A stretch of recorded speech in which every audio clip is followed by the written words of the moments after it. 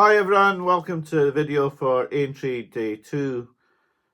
Tomorrow I do have a few fancies and a few that I've actually had some money on as well. Now, it doesn't mean they're going to win. Aintree's not my absolute forte, but I like to have a go at Aintree. Cheltenham's where I do best though. So I'll go through all the races. I'll tell you what I've backed in there. You can see what you fancy. If you fancy any of the same ones, then maybe we've got it right, maybe we've got it wrong. So I'll go through all the races now. In the first, I do like Iroko here. I think his first graded race took him out of his comfort zone a little bit. He hadn't had a run for quite a while, and I just think it was a bit too much for him coming so quickly after only one novice run. I think the extra 4 furlongs will help a lot as well. I think he needed possibly the run a little bit as well last time out, and I do feel he's got a good chance. Now, I haven't backed him yet. He's a bit skinny at 4-1, really, but I do like him, and I may back him, but I haven't as yet parted with cash on him, but he's definitely my selection in this race. Obviously, there's plenty of dangers in here, like Giovinco, who was a bit for Cheltenham, but ran in a different race. It's a very, very tough race, and that's why I haven't backed Iroko yet. I'm hoping to get a better price, but at the moment, he'd be my selection. In the second race, it's a very, very tough handicap, but I have a horse in my mind here that I intended to back next time out after he's run at Cheltenham last time, and that's Castle de Mott. He was unrideable for the first 6 furlongs of the Martin Pipe. He was running away with Kieran O'Callaghan. He was all over the place. There was no way he could possibly have finished out his race really well after that, but he still finished a really creditable 5th, considering he was beaten by 4 horses who look way ahead of the handicap there. I feel this horse has got a good chance. Now, it's all going to depend on whether Paul Townend can settle a horse in this big field early on. I think they need to bury him. I think they need to keep him, a lid on him, and hope that he can come through horses. I have backed him. I've backed him at 12-1. I think that race that he was in last time was really strong. Waterford Whispers, Better Days Ahead, Cafe. I just think it's a really strong race, and I think Castle de Mott wasn't shown to his best effect. I feel this horse has a great chance tomorrow. Now, it's not an easy race. You've got a lot of handicap plots like Katira for Skelton and various others as well. So it's not going to be an easy race. But I do feel that Castle de Mott, he is a horse that I decided to follow after Cheltenham. And at 12-1, I have to go in here. So I've backed him each way. And he's one of the bets that I have had tomorrow. I'm not sure if I'll back in the third, but I have a lot of respect for Golden Ace and the way she won that Mayor's Novice at Cheltenham. And I feel she's not been given a lot of credit for it either. And if they do crawl here, she could have the better turn of foot again, getting £7. I think she's definitely the value in this race. Whether she's up to beating the horses from the Supreme Novices, well, that's probably very debatable. Maybe Mystical Power and horses like that are too good for her. But I think at the 9-1, she'd be my selection. Whether I will back it or not, I'm not really sure at the moment. But I do feel that Golden Ace is overpriced here, and I'm prepared to give her a chance at the 9-10-1 she is at the moment. I won't be backing in the next race. I'd like to see John Bon over 2 miles 4. I hope he can win this race, but I wouldn't at 9-4 be prepared to back him. It is a tough race with Protectorate in the race. Easy game. There's a lot of good horses in here conflated. I wouldn't want to back John Bon in here.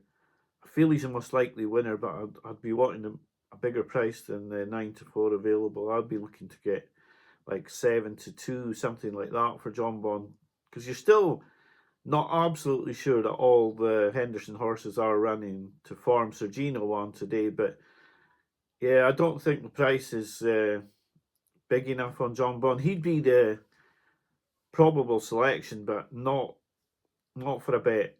Definitely not for a bet at that price. Envoy Allen is a good price in here, but he didn't beat Protectorat last time. So yeah, it's a tough race. And although I fancy John Bond, I wouldn't be prepared to go in with cash in this race. In the 405, I'm looking for Townend and Mullins again with James de Burley.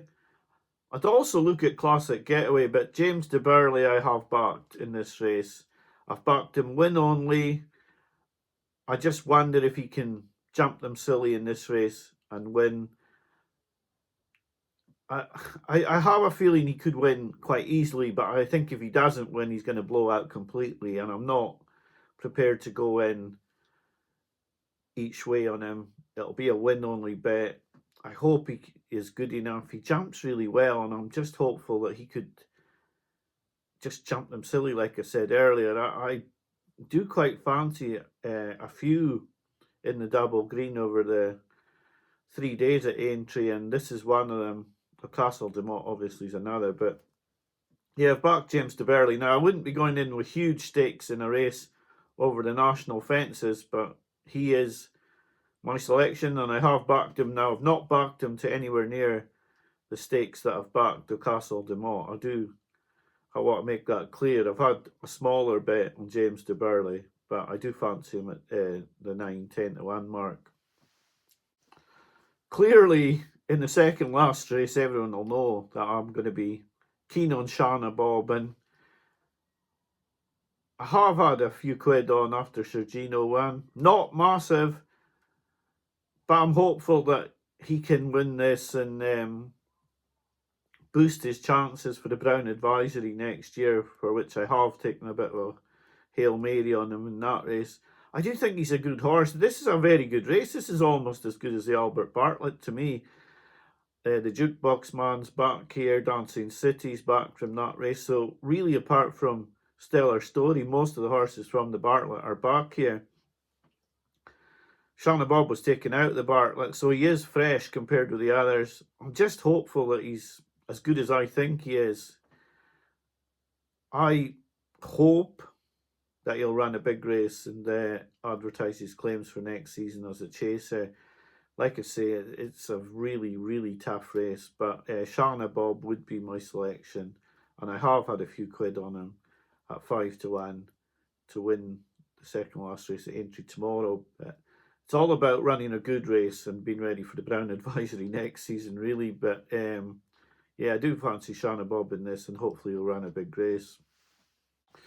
My selection in the last race, and I have backed this one as well, is Harry Skelton's Picard, who I had down as a horse to follow this season, and I don't know if he likes the ground this deep, but I have a feeling this is going to be the aim for quite a while now with Picard. 14 to 1, I was hoping for better, I have to say that as well, but I have backed him at 14 to 1. I think you might get 16s, maybe even 20s on him if you hang fire, but you know, there's always the risk that they do back him. It's a conditional jockey's race, but I do fancy this horse. He's a really nice horse. I thought he'd go a lot higher than his mark at the moment. I think he is a good horse. Now, it could be that they're waiting for another race with him. Could be the Swinton Hurdle. But I have a feeling that Picard might run quite a big race here, so I've backed him. So they're the two main selections on Friday. Picard and Castle de Mott. They're my main bets. I've each way doubled them both as well as backing them single each ways. Yeah, I can't explain why I like Picard. I thought he was gonna, like I said, thought he was gonna be a lot better than his mark at the moment, and I think he still can be. They've maybe been waiting for better ground, and maybe the ground will not be in his favour tomorrow, but I think they've had a big aim in them. Could be the Swinton Hurdle. but hopefully it's this one. And Picard is my selection in the final race at Aintree on day 2. So they're the horses I've backed or I've selected. Like I said, it's been Castle de Mont and Picard are my main bets tomorrow. I've also backed smaller bets on Shanna Bob and on James de Burley. It isn't an easy race to bet, easy day to bet, but there's good prices and it's good racing, and I'm prepared to get involved. Like I said, and I keep saying that as well, but I don't bark as heavy at Aintree as I do at Cheltenham. So just be careful. Don't follow my selections without researching them. But those are the horses I fancy. I may well do an each way lucky 15 with the 4 of them. But I suppose Shanna Bob's a bit short compared to the others to be doing a bet like that. So I'll see. I don't know what I'm planning to do multiple wise, but I have backed them all singly at the moment. So I hope you have a good day at Aintree on day 2. I'll be back to you tomorrow with my day 3 preview. Thanks for watching. Good luck with your bets. Bye for now.